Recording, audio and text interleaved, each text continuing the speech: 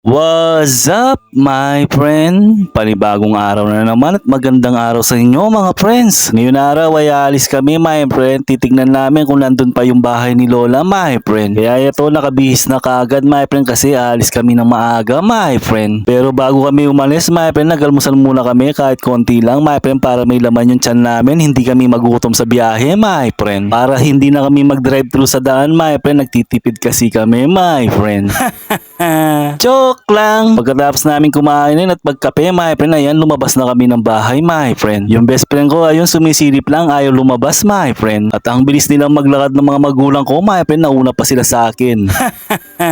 Bukod sa titignan namin yung bahay ng lolo namin dati, my friend, magre-reunion din pala kami, my friend. Yung kamag-anak, pinsan at kapatid ng tatay ko, my friend, sila yung magre-reunion. Para makilala namin yung mga ibang pinsan namin at kamag-anak, my friend, sana lang.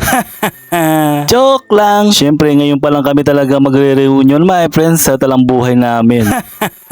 At nandito na pala tayo sa Makabebe my friend. Kung pupunta pala kayo dito my friend, ginagawa pa yung daan my friend. Yung mga ibang bahay dito my friend, lubog sa tubig my friend dahil sa baha my friend. Kung nakikita nyo, mas mataas pa yung daan kaysa sa mga bahay my friend. Dati daw bahagyang umulan lang my friend, lubog na daw dyan my friend. At siyempre nandito na kami sa bayan ng Makabebe my friend. Malapit na kami kung saan pinanganak yung tatay ko my friend. Siyempre makikita nyo dyan yung water world my friend. Pag nakakita ka ng ganyan my friend, nandito na kami sa Masantol my friend, yung bayan ng tatay ko my friend. Kung saan ipinanganak yung tatay ko my friend. At siyempre kami kung saan kami pinalaki din my friend. Dito rin kami tumira my friend nung pumutok yung pinatubo my friend. At ang laki ng pinagbago ng bayan na to my friend, maliliit pa lang kami nung tumira kami kasi dito my friend. Malapit na lang yung bahay ng lolo namin dati dito my friend, pero bago kami pumunta doon my friend, ayan, nagsimba muna ako my friend. Para kahit papaano may konting blessing tayo ngayong araw na to my friend. Pagkatapos kong magsimba my friend, sisilipan namin kung nandiyan pa yung bahay ng lolo namin dati my friend. Kung wala na di wow.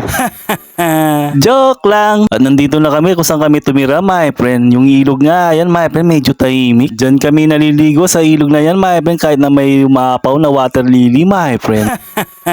Yung bahay ni lolo my friend, wala na. Tsaka yung mga puno ng bayabas my friend, kung saan kami pumipitas ng mga bayabas my friend, wala na. Yung mga alaala namin doon my friend, nawala din.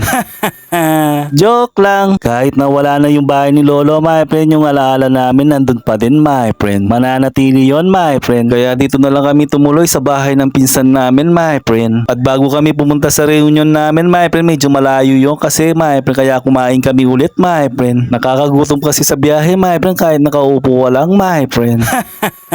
Kaya nagpahinga muna kami dito bago kami pumunta sa reunion my friend. At abangan nyo na lang yung reunion video my friend. Kaya sige na mga friends.